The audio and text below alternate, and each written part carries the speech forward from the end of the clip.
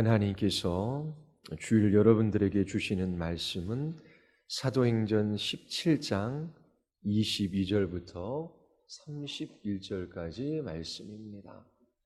사도행전 17장 22절부터 31절까지 말씀입니다. 주님의 말씀을 받으시기를 바랍니다. 바울이 아레오바고 가운데 서서 말하되 아덴 사람들아 너희를 보니 범사에 종교심이 많도다.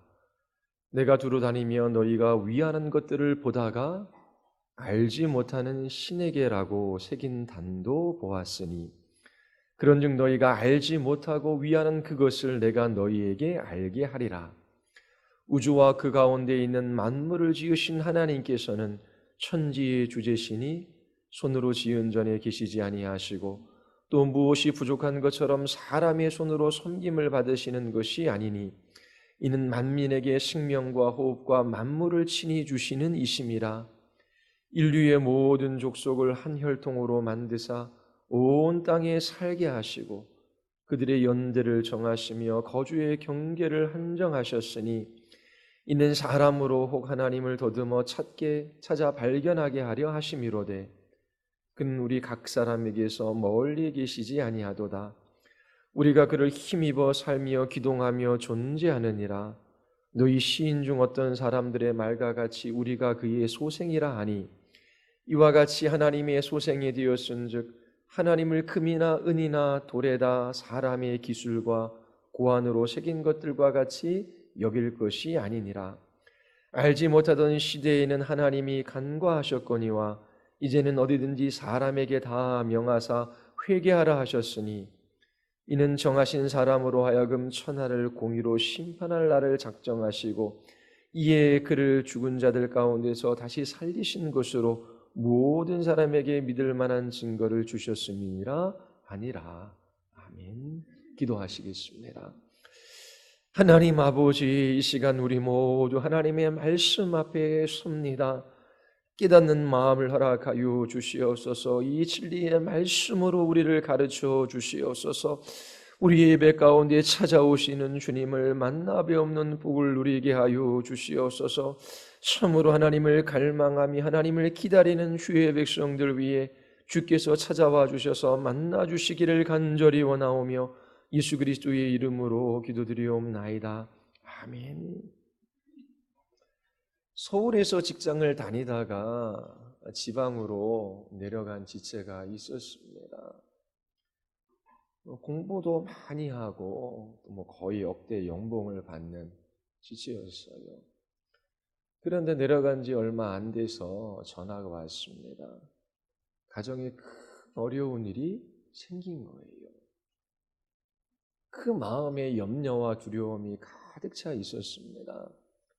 그러면서 저에게 하는 말이, 목사님, 저희 가정에 이렇게 큰 어려움이 있는데 제가 기도할 때에 제가 하나님 앞에 11조를 안 한 것이 생각이 났습니다.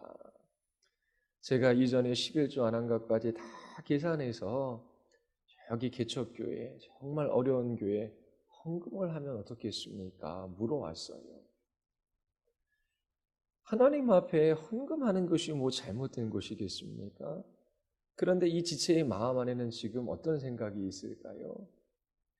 나에게 지금 어려운 일이 생겼는데, 지금 우리 가정이 너무나 힘든데,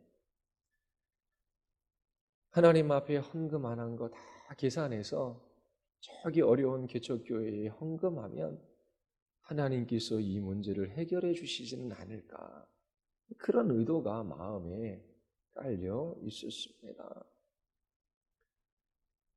또 어떤 가정은 자녀에게 큰 어려움이 생겼어요.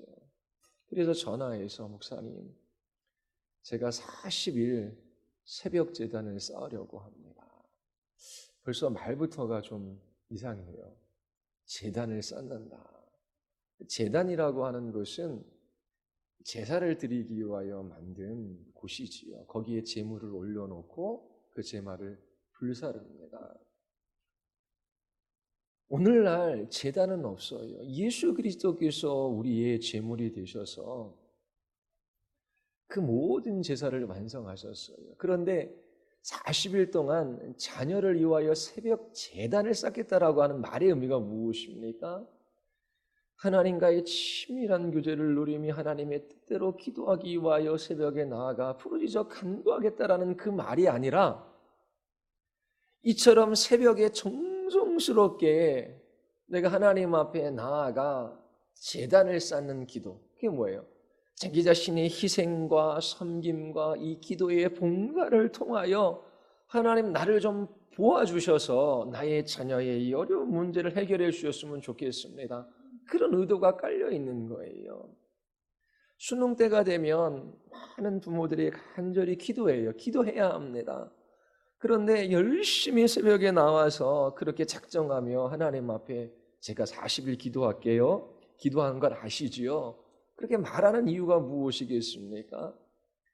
저기 불교, 우리 부처님 섬긴다라고 하는 사람들도 열심히 불공을 드려요.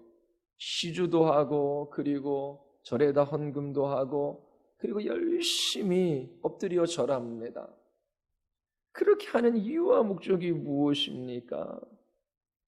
자신의 헌신과 희생과 섬김과 노력을 좀 신이 보아서 좀 초월적인 존재가 있으면 좀 잘 굽어 살피셔서 나의 이 섬김을 받아주시고 나에게 필요한 것을 주셨으면 좋겠다라고 하는 것입니다.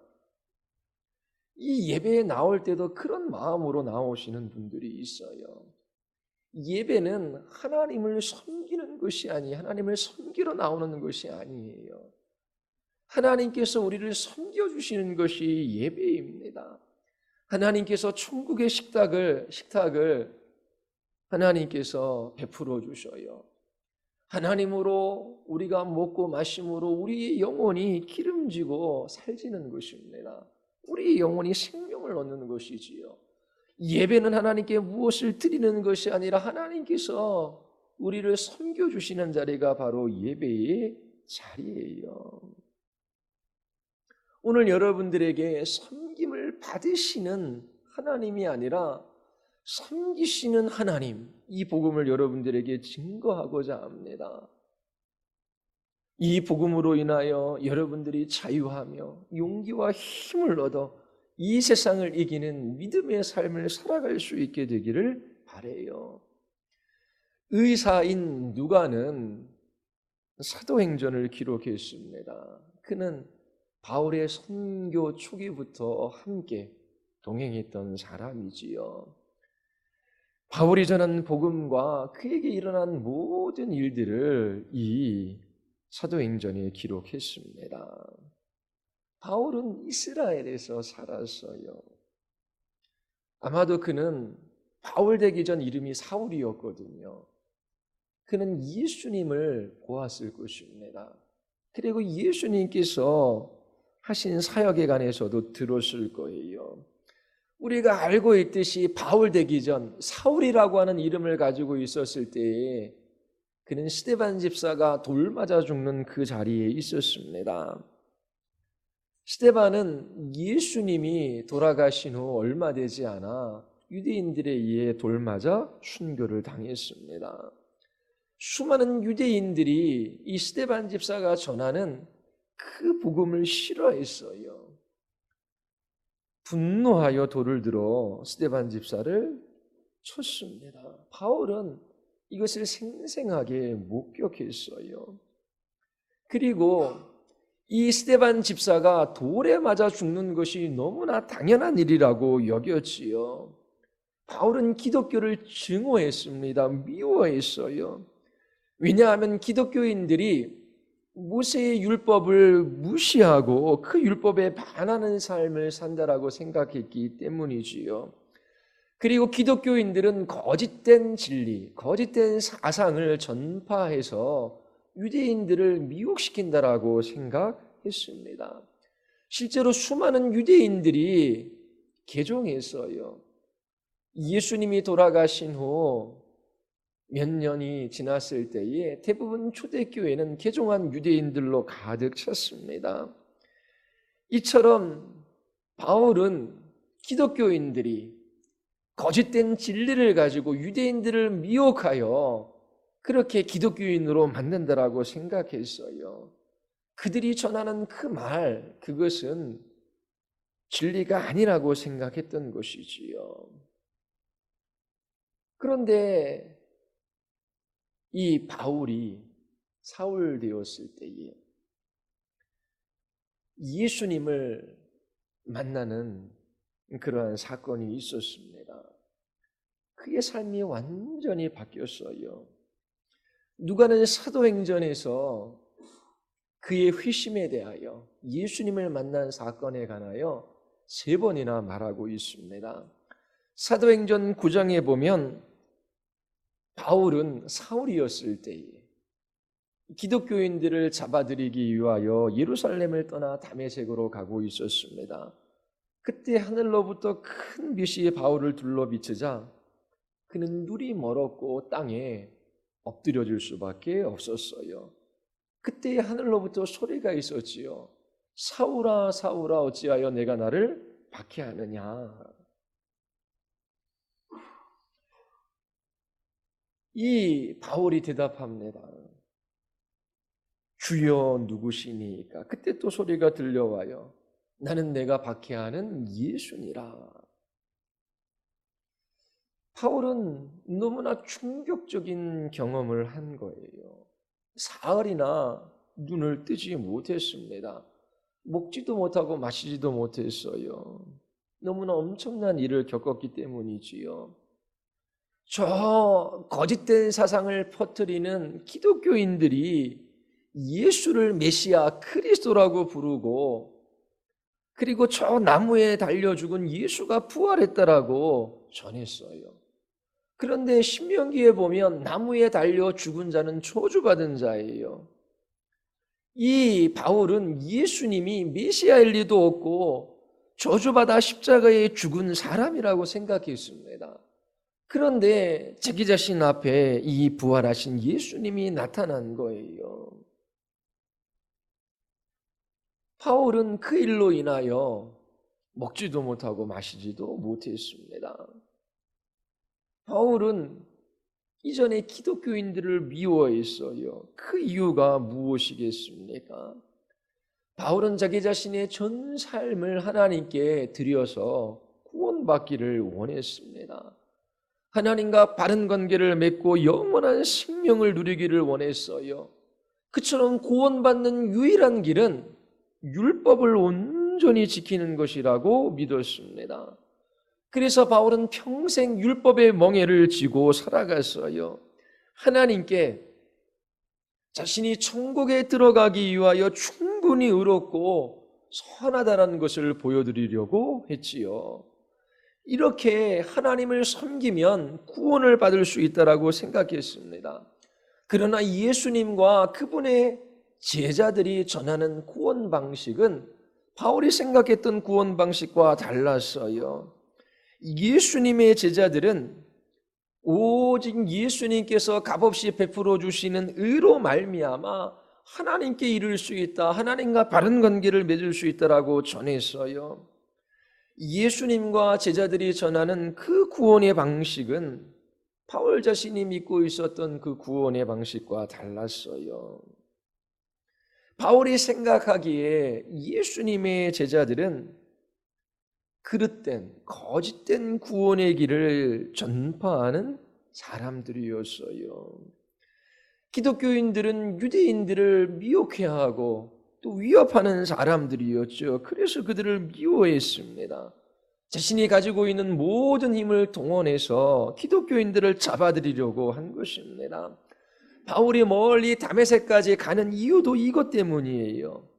기독교인들을 잡아서 예루살렘으로 데리고 와 그들을 처벌하기 위해서였습니다. 그런데 만약 예수님과 그분의 제자들이 전한 것이 진리라면 율법을 지킴으로 의롭게 되어 하나님께 인정을 받으려고 하는 바울의 모든 노력은 헛된 것이 되고 마는 것입니다. 자신의 삶이 쓸모없게 되는 거예요. 예수님의 제자들은 율법을 지킴으로 구원을 받는 것이 아니다. 예수 그리스도를 믿음으로 그분께서 우리에게 주시는 의로 말미암아 하나님과 바른 관계를 맺을 수 있다. 바울은 말도 안 된다. 하나님께서 우리에게 율법을 주셨고 율법을 지킴으로 우리는 의롭게 되어 하나님과 바른 관계를 맺을 수 있다. 하나님께 구원받을 수 있다. 그렇게 생각한 거예요. 예수님의 제자들이 전한 그 말이 진리라면 바울 자신이 평생을 걸고 율법을 지키고자 했던 그 삶은 쓸모없는 것이 되고 마는 것입니다. 바울이 다메섹으로 가는 도중에 예수님의 음성을 들었어요. 저주를 받아 십자가에 죽은 예수가 자신 앞에 나타난 것입니다. 이제 그의 삶이 위태로워졌어요. 예수님이 십자가에서 죽으시고 부활하신 것이 사실이라면 자기 자신이 지금까지 믿고 따랐던 것이 모두 헛된 것이 되는 것입니다. 자기 자신의 가던 길을 돌이켜야만 했어요. 다메섹에 사는 아나니아라고 하는 그리스도인이 바울이 머물던 그곳으로 갔습니다. 예수님께서 아나니아를 부르셔서 바울에게 보내신 것이지요. 아나니아가 바울에게 안수하고 예수님의 말씀을 전하자 그의 눈에서 비늘 같은 것이 벗겨져요. 이제 바울이 보게 된 것입니다. 그런데 단지 육신의 눈만 뜨게 된 것이 아니라 그의 마음의 눈이 밝혀져서 예수님을 보게 된 거예요. 예수님이 누구인지를 알게 된 것이지요. 예수님이 저주를 받아 나무에 달려 죽은 것은 자신의 죄 때문이 아니었습니다. 바로 자기와 같은 죄인들을 위하여 예수님께서 십자가에서 저주를 받아 죽으신 것이지요. 예수님의 부활로 인하여 예수님의 삶과 그분의 말씀과 그분의 죽으심을 하나님께서 인정해 주셨다라고 하는 것을 알게 되었어요. 이 일 이후로 바울은 그리스도를 증거하는 복음의 증인이 되었습니다. 기독교 신앙을 가르치는 위대한 선생이 되었지요. 그리스도인들이 전하는 구원의 길과 바울이 사울이었을 때 믿었던 그 구원의 길은 너무나 달랐습니다. 그래서 바울은 거짓된 사상을 전파하는 기독교인들을 잡아들이려고 한 거예요. 기독교인들은 예수 그리스도를 믿음으로 하나님께서 우리에게 주시는 의로 말미암아 하나님과 바른 관계를 맺을 수 있다라고 전했어요. 반면 바울은 자기 자신이 열심히 율법을 지킴으로 의롭게 되어 그렇게 하나님께 이를 수 있다라고 믿은 것이지요. 바울에게 있어서 하나님의 율법은 멍에와 같습니다. 율법은 해야 될 것과 하지 말아야 될 것들로 이루어져 있지요. 바울은 그것을 메고 있는 힘을 다하여 자신이 하나님 앞에 얼마나 가치 있는 존재인지를 증명해야만 했습니다. 모든 율법을 지킴으로 영생과 영원한 기쁨을 누리려고 한 것이지요. 율법주의자들은 이렇게 말합니다. 하나님은 위대하시고 거룩하시고 의로우신 분이십니다. 그런데 나는 하나님을 충분히 만족시켜 드릴 만한 사람이 아닙니다. 그래서 나는 더 열심히 노력해야만 합니다. 있는 힘을 다하여 하나님을 더 잘 섬기고자 합니다. 그렇게 하나님을 잘 섬길 때에 하나님께서 우리의 의를 보시고 우리를 구원해 주십니다. 무엇이 문제입니까? 기독교와 무엇이 다른가요? 이 세상에 있는 모든 이방 종교, 한국에는 불교를 포함하여 모든 종교는 자기 자신이 섬김으로 구원을 얻고자 하는 종교예요. 여러분들이 오늘 선포되어지는 이 말씀을 통하여 기독교를 바로 알기를 바라요. 기독교와 다른 종교가 어떻게 다른지를 알 수 있게 되기를 바랍니다. 누가는 사도행전 17장에서 바울이 아덴에서 연설한 것을 기록하고 있습니다. 바울은 기독교인들이 알고 있는 하나님과 아덴 시민들이 알고 있는 신이 얼마나 다른가를 말하고 있어요. 그리고 그들이 생각하는 구원의 길과 하나님의 구원의 길이 얼마나 다른지를 말해주고 있습니다. 바울은 아덴에 도착해서 세 군데에서 말했다라는 기록이 있습니다. 먼저 유대인의 회당에 찾아가서 복음을 전했지요. 그리고 장터에서 만나는 사람들에게 복음을 전했습니다. 이처럼 바울은 유대인의 회당에서 장터에서 예수님에 관한 이야기, 그의 부활에 관하여 증거했어요. 그리고 세 번째로 아레오바고에서 설교했습니다. 그곳에서 바울은 예수님과 그분의 부활에 관해서 이야기하지 않았어요. 다른 이야기를 합니다. 아덴 시민들은 종교심이 많은 사람들이었습니다. 그들은 알지 못하는 신을 위해 제단을 만들 정도였지요. 왜 이 아테네, 이 그리스의 아테네에 알지 못하는 신을 위하여 제단을 만들었을까요? 종교심이 많기 때문이지요. 우리가 알고 있는 신은 이러이러한 신들이에요. 그런데 혹 우리가 알지 못하는 신이 있어 그를 잘 섬기지 못하면 화가 임할 것 같아서 알지 못하는 신에게 라고 하는 그 제단까지 만들어 놓고 그렇게 신을 섬기려고 했던 것입니다. 바울은 바로 이러한 아덴 사람들의 종교성을 보고 그들이 알지 못하고 예배하는 그 대상을 알려주겠다라고 말합니다. 우주와 그 안에 있는 모든 것을 창조하신 하나님께서는 하늘과 땅의 주님이시므로 사람의 손으로 지은 신전에 거하지 않습니다. 또 하나님께서는 무엇인가 부족한 것이 있으셔서 사람의 손으로 섬김을 받으시는 분이 아닙니다. 그분은 모든 사람에게 생명과 호흡과 모든 것을 주시는 분이십니다. 이 연설을 한 거예요. 이 진리는 바울이 사울이었을 때에 가장 싫어했고 자기 자신의 삶과 신앙을 위협했던 메시지였어요. 그런데 지금 사울이 바울이 되어 자신이 미워했고 싫어했던 그 메시지를 지금 전하고 있는 것입니다. 이 진리는 어떤 사람에게는 세상에서 가장 나쁜 소식이기도 하고 어떤 사람에게는 가장 좋은 소식이기도 해요. 이 소식이 뭐예요? 하나님은 섬김을 받으시는 분이 아니라 섬기시는 분이시다. 이 진리가 어떤 사람에게는 정말 나쁜 소식이에요. 그런데 어떤 사람에게는 너무나 좋은 소식이에요. 만약 여러분들이 하나님을 섬김을 받는 분이라고 생각한다면 바울이 설교한 이 진리는 나쁜 소식이 되는 것이지요. 나는 이제 하나님을 섬겨서 그 신을 섬겨서 그 신으로부터 구원을 얻어보려고 해요.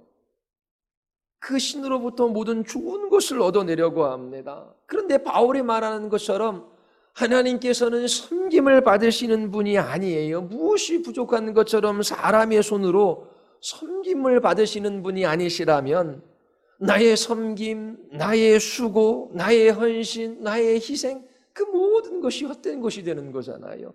하나님께서는 부족한 것이 없어요. 사람의 손으로 섬김을 받는 분이 아니에요. 내가 무엇인가 섬겨서 하나님 앞에 드려서 구원을 얻거나 좋은 것을 받아보려고 하는 그 사람들에게 이 바울이 아레오바고에서 연설한 이 진리는 나쁜 것이지요. 하나님에 관한 바울의 설교가 진리라면 하나님을 섬겨 무엇인가를 얻어보려고 하는 사람들은 혼란스러워할 수밖에 없어요. 전에 하나님은 이처럼 섬김을 받으시는 분이 아니다라고 하는 이 진리가 바울을 위협했어요. 그래서 바울은 기독교를 증오한 것입니다. 바울은 율법의 의로는 흠이 없을 정도로 성공한 종교인이었어요. 바리새인이었지요. 종교적으로 많은 것을 성취했고 동료들보다 더 도덕적이고 윤리적인 사람이었습니다. 갈라디아서 1장 14절에 보면 내가 유대교를 지나치게 믿어 네 조상의 전통에 대하여 더욱 열심히 있었다라고 말합니다.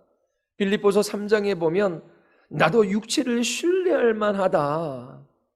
8일 만에 할례를 받고 이스라엘 족속이여 베냐민 지파여 히브리인 중에 이브린이여 율법으로는 바리새인이여 열심으로는 교회를 밖에 있고 율법의 의로는 흠이 없는 자라. 하나님께서 말씀하시는 하라고 하는 것, 하지 말라고 하는 것 나는 다 했다. 그 어떤 바리새인들보다 더 열심히 하나님의 말씀을 따라 하나님을 섬겼다. 지금 이렇게 말하는 거예요. 바울 자신의 정체성은 하나님을 섬기는 것에 있었어요. 다른 어떤 바리새인들보다 하나님을 더 잘 섬기기 위하여 모든 노력을 다 기울였습니다. 이처럼 하나님을 섬기며 살았던 것이 그의 삶의 모든 것이에요. 하나님을 섬겼던 삶을 자랑했어요. 그리고 자기 자신의 의로 여겼지요. 그런데 이제 바울은 하나님에 대하여 다른 소식을 전하는 사람이 되었습니다. 하나님은 무엇이 부족한 것처럼 사람의 손으로 섬김을 받으시는 분이 아닙니다. 전에 바울에게는 하나님에 관한 이 진리가 좋은 소식이 아니었어요. 이 메시지는 자기 자신을 무너뜨리는 것이었지요. 그가 살아왔던 모든 삶을 헛된 것으로 만드는 진리였습니다. 바울은 혼란스러워 자신에게 물을 수밖에 없었어요. 도대체 그렇다면 나는 무엇을 해야 하는가? 하나님께서 섬김을 받으시는 분이 아니라면 하나님의 율법을 연구해야 할 필요가 있는가? 하나님께서 섬김을 받으시는 분이 아니라면 이처럼 열심히 율법을 지키며 도덕적으로 살아가야 할 이유가 있는가? 하나님은 부족한 것이 없으신 분이다라고 하는 이 진리가 전에 바울에게는 나쁜 소식이었어요. 위대함은 자신은 섬김을 통하여 하나님께 인정을 받고 그리고 구원을 얻을 수 있다라고 생각했기 때문이지요. 그러나 이 진리가 그의 삶을 무너뜨렸어요. 모든 종교적인 업적을 헛된 것으로 만들어 버렸지요. 그런데 어떤 사람들에게는 하나님께서 무엇이 부족한 것처럼 사람의 손으로 섬김을 받지 않으신다라고 하는 이 메시지는 너무나 좋은 소식이에요. 어떤 사람들입니까? 자기 자신이 주인인 것을 알고 있는 사람이에요. 하나님, 저는 연약하고 무능하고 무지하고 부패한 인간에 불과합니다. 하나님, 도대체 나 같은 죄인이 무엇으로 하나님을 섬길 수 있겠습니까? 나의 지혜, 힘과 노력으로 하나님을 섬길 수 있는 사람이 아닙니다. 오히려 하나님께서 저를 도와주시고 저를 붙들어 주시고 저를 인도해 주시지 않으면 단 하루도 살아갈 수 없는 사람입니다. 이런 것을 알고 있는 사람은 바울이 아레오바고에서 연설한 이 진리가 너무나 기쁜 소식이 되는 것이지요. 하나님은 섬김을 받으시는 분이 아니라 섬기시는 분이십니다. 하나님께서 무엇인가 부족해서 사람의 손으로 섬김을 받지 않으셔요. 하나님께서는 모든 사람에게 생명과 호흡과 만물을 친히 주시는 하나님이시기 때문이지요. 이 진리는 그들에게 최고의 메시지가 됩니다. 하나님은 섬김을 받으시는 하나님이 아니라 섬기기를 기뻐하시는 하나님이셔요. 얼마나 놀랍습니까? 하나님은 무엇이 부족한 것처럼 섬김을 받지 않으셔요. 오히려 모든 사람들에게 생명과 호흡과 모든 것을 주시는 하나님이시지요. 하나님께 무엇을 드려 받으려고 하는 사람들, 하나님께 의롭다 인정받아 구원에 이루고자 하는 사람들, 도덕적이고 윤리적인 삶을 살아가 칭찬받으려고 하는 사람들에게 이 진리는 나쁜 소식이에요. 하나님 앞에 자신의 의와 선행을 자랑하는 사람들은 이 진리 때문에 자랑의 근거를 잃어버리기 때문이지요. 그러나 자신이 무한하신 하나님 앞에 절망스러운 죄인이며 하나님의 도우심이 없으면 살아갈 수 없는 인생이라고 하는 것을 아는 사람들에게 이 메시지는 좋은 소식이에요. 하나님께서 여러분들을 필요로 하십니까? 필요로 하지 않으셔요. 나를 필요로 하지 않는 하나님이 기꺼이 나를 위해 나에게 가장 필요한 분이 되셨어요. 이것이 너무나 놀라운 소식일 뿐입니다. 너무나 놀랍고 기이하기 때문에 의심이 들기도 해요. 그러나 성경은 반복적으로 이 진리를 우리에게 가르쳐주고 있습니다. 하나님께서 무엇이 부족한 것처럼 사람의 섬김을 받으시는 분이 아니라 하나님의 자비와 긍휼의 손길을 사모하고 기다리는 사람들을 섬겨주시는 하나님이시다. 이것이 성경이 말하는 복음의 핵심입니다. 예수님께서 이 진리를 확증시켜 주셨어요. 복음의 핵심을 드러내는 그 말씀을 우리에게 주셨지요. 마가복음 10장 45절에 보면 인자가 온 것은 섬김을 받으려 함이 아니라 도리어 섬기려 하고 자기 목숨을 많은 사람의 대속물로 주려 함이니라. 이 구절은 예수님께서 왜 이 세상에 오셨는지 우리에게 말해주고 있어요. 하나님의 독생자이신 예수께서 사람의 몸을 입고 이 땅에 오셨어요. 그 이유가 무엇입니까? 하나님을 잘 섬기는 사람들을 구별해서 뽑아내시기 위해서입니까? 마치 회사를 충성스럽게 섬길 직원들을 뽑듯이 하나님을 잘 섬길 사람들을 뽑을 뿐만 아니라 하나님 나라에 이바지할 능력이 있고 지혜 있는 사람들을 부르기 위하여 오신 것입니까? 아니에요. 결코 아닙니다. 예수님께서 이 땅에 오신 이유가 아니에요. 예수님의 말씀은 너무나 분명합니다. 인자가 온 것은 섬김을 받으려 온 것이 아니다. 예수님은 우리의 섬김을 필요로 하신 분이 아니십니다. 하나님이 무엇인가 부족한 것처럼 사람의 손으로 섬김을 받으시는 분이 아닌 것처럼 하나님의 아들도 섬김을 받으러 오신 것이 아니에요. 오히려 섬기러 오셨어요. 예수님께서 어떻게 우리를 섬기십니까? 예수님께서 우리를 섬기시는 방식은 수천 가지도 더 돼요. 그러나 마가복음 10장 45절 하반절에서 예수님이 우리를 어떻게 섬기시는지 가장 중요한 것을 말씀하고 계셔요. 자기 목숨을 많은 사람의 대속물로 주려 함이니라. 우리에게 가장 필요한 것은 우리를 대신해서 죽으실 분이에요. 왜냐하면 성경은 죄의 삭은 사망이라고 말하고 있기 때문에 그래요. 모든 죄인들은 아주 큰 위험에 빠져 있습니다. 하나님의 의로우신 심판이 우리 앞에 놓여져 있기 때문에 그래요. 우리 인생의 가장 큰 문제는 이것입니다. 인생의 연수는 정해져 있어요. 그 죄값을 따라 하나님께서 반드시 죄인들을 심판하십니다. 우리는 하나님 앞에 범죄한 죄인이며 죽어 마땅해요. 그 죄값을 받고 영원한 형벌에 처해질 수밖에 없는 사람들이에요. 우리는 하나님을 섬길 수 있는 위치에 있지 않습니다. 여러분의 능력과 선행과 의로움과 그 희생과 그 무엇으로도 그 어떤 것으로도 하나님을 감동시킬 수 없어요. 우리는 마음 깊은 곳으로부터 하나님께 반역하는 사람들입니다. 하나님을 사랑하지 않아요. 하나님께 영광을 돌리지도 않습니다. 하나님을 신뢰하지도 않아요. 온 우주 만물을 창조하시고 다스리시는 왕으로 하나님을 경배하지도 않습니다. 우리는 죄에 사로잡혀 있어요. 하나님을 향하여 반대하고 자기 자신의 좋아하는 뜻대로 살아갈 뿐입니다. 그처럼 하나님을 무시하고 하나님을 대적하고 하나님께 불순종하며 죄짓는 인생들을 향한 하나님의 의로운 심판이 있어요. 자, 제한된 시간을 살고 있고 주고 하나님의 심판대 앞에 설 인생들에게 가장 필요한 것이 무엇입니까? 이 세상에 돈도 건강도 결혼도 직장도 그리고 번영도 성공도 필요하다라고 말해요.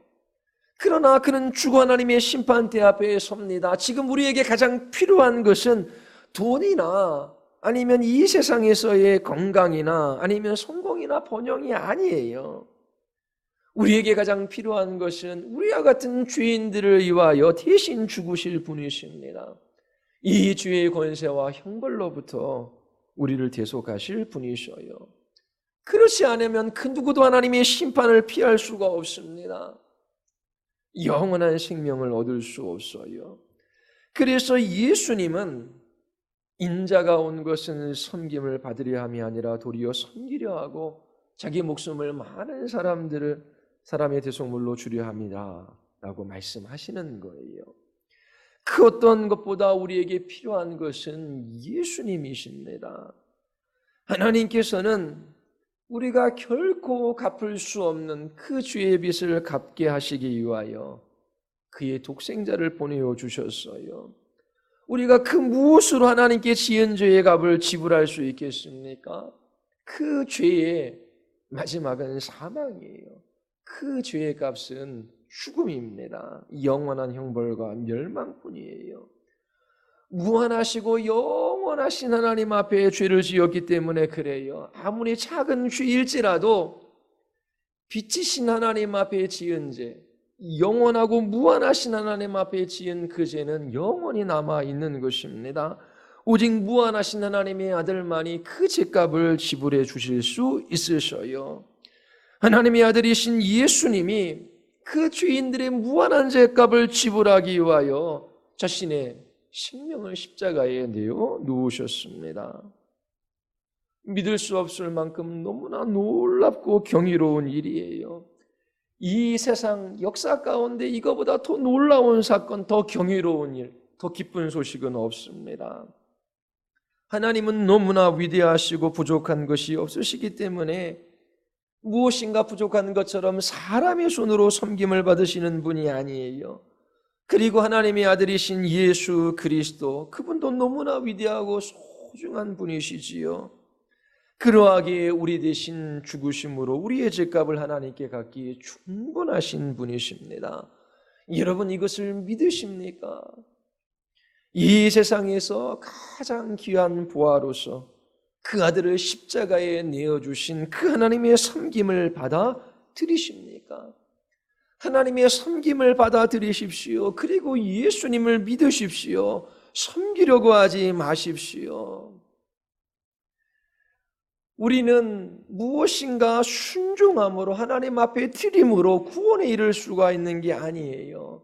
우리를 대신해서 하나님의 율법에 순종하시고 우리의 죄값을 대신하시기 위하여 십자가에 죽으신 예수 그리스도를 믿음으로 하나님께서 우리에게 요구하시는 그 의를 우리에게 주셔요. 우리는 지금 이 자리에서 하나님의 의를 얻고 하나님과 화평한 관계 속에서 참된 소망을 가지고 살아갈 수 있습니다. 우리가 하나님을 섬겼기 때문이 아니에요. 우리를 섬기기 위하여 하나님께서 행하신 이 일 때문입니다. 이것을 믿으십시오. 이와 같은 종교가 어디에 있습니까? 이와 같은 섬김이 어디에 있습니까? 그리스도인이 된다라고 하는 말의 의미가 무엇이겠습니까? 이 세상에서 가장 귀한 보화로서 하나님의 아들이신 예수님, 그 십자가에 내어주신 그 아들을 십자가에 내어주신 하나님의 섬김을 받아들이는 것입니다. 섬김을 받기 위해서가 아니라 자기 자신의 목숨을 대속제물로 내어주시기까지 섬기러 오신 예수님을 믿는 것입니다. 이처럼 하나님의 섬김을 받아들이는 사람, 그 예수님을 믿는 사람들은 날마다 이렇게 고백하며 살아가요. 예수님만이 나의 구세주이시며 나의 왕이십니다. 나의 믿음이시며 소망이시며 사랑이십니다. 나의 지혜와 힘이 되십니다. 나의 기쁨과 만족이 되시는 분은 예수님밖에 없습니다. 예수님께서는 나를 변호하시며 나의 인도자가 되시며 나의 보호자가 되십니다. 제가 오늘 이 한날을 살아갈 수 있는 것은 주님 때문입니다. 주님께서 주의 나라와 영광과 그 이름을 위하여 살아가는 데 필요한 모든 것을 우리에게 주심을 감사드리옵나이다. 하나님, 이 하루 주께서 은혜로 저를 붙들어 주시고 이끌어가 주시지 아니하시면 저는 서 있을 수도 없고 이 믿음의 삶을 살아갈 수도 없습니다. 죄를 짓고 하나님께 반역하는 불순종의 삶을 살아갈 수밖에 없는 죄인입니다. 주님, 저를 도와주시옵소서. 주님의 뜻에 순종하며 살아갈 수 있는 용기와 힘을 주시옵소서. 날마다 하나님의 도우심을 필요합니다. 하나님 한 분 의지하기를 원합니다. 참으로 주님이 사랑하는 것을 사랑하게 하시고 주님이 뜻이 이루어지는 것을 기뻐하게 하여 주시옵소서. 오늘도 주님이 주신 그 은혜의 힘으로 살아가게 하시고 살든지 죽든지 그리스도만을 존귀히 여기는 예배자가 되게 하여 주시옵소서. 오늘 여러분에게 선포하는 이 복음은 하나님께서 우리에게 어떠한 고난도 주시지 않는다라고 하는 것이 아니에요. 하나님은 그렇게 하시지 않으셔요. 오늘 여러분들에게 전하는 복음은 심지어 여러분에게 죽음과 같은 고난이 있다라고 할지라도 하나님께서 당신을 기다리는 사람들을 위해 일하신다라고 하는 것입니다. 하나님의 얼굴을 바라고 하나님을 앙망하는 자를 위하여 하나님께서 그 모든 좋은 일들을 행하셔요. 이사야서 64장 4절에 보면 주 외에는 자기를 앙망하는 자를 위하여 이런 일을 행한 신을 옛부터 들은 자도 없고 귀로 들은 자도 없고 눈으로 본 자도 없었나이다. 그 어떠한 신, 하나님을 앙망하는 자들에게 하나님께서 도움의 손길을 베푸신다라고 하는 것, 그 어떤 신에게도 들어보지 못한 거예요. 하나님은 예수 그리스도의 죽으심을 통하여 우리의 모든 죄를 다 용서해 주셨어요. 그리스도 안에 있는 자에게 결코 정죄함이 없습니다. 예수님은 십자가에서 우리를 섬기셨을 뿐만 아니라 우리의 모든 삶에 있어서도 우리를 섬겨주시는 분이셔요. 그분의 은혜, 그분의 자비, 그분의 긍휼이 우리를 뒤따르고 있습니다. 주님께서는 우리에게 일어나는 모든 일을 사용하셔서 합력하여 선을 이루어 가셔요. 우리의 구원을 이루시고 완성하실 것입니다. 예수님은 결코 우리를 떠나지도 아니하시고 버리지도 않으셔요. 그래서 언제나 우리는 이런 확신 있는 고백을 할 수 있어요. 그러므로 우리가 담대히 말하되 주는 나를 돕는 이 신이 내가 무서워하지 아니하겠노라. 사람이 내게 어찌 하리요. 주님은 우리를 도우시는 분이셔요. 주님께서는 우리를 안전하게 주님의 나라로 인도하셔서 영원한 삶과 기쁨을 누리게 하실 것입니다. 그곳에서도 주님은 우리를 섬겨주실 거예요. 주님은 무한히 부족함이 없으신 영광스러운 분이셔요. 주님으로부터 생명과 기쁨이 영원히 샘솟습니다. 예수님께서 여러분들에게 말씀하셔요. 수고하고 무거운 짐진 자들아 다 내게로 오라. 내가 너희를 쉬게 하리라. 나는 마음이 온유하고 겸손하니 나의 멍에를 메고 내게 배우라. 그리하면 너희 마음이 쉼을 얻으리니 이는 내 멍에는 쉽고 내 짐은 가벼움이라 하시니라.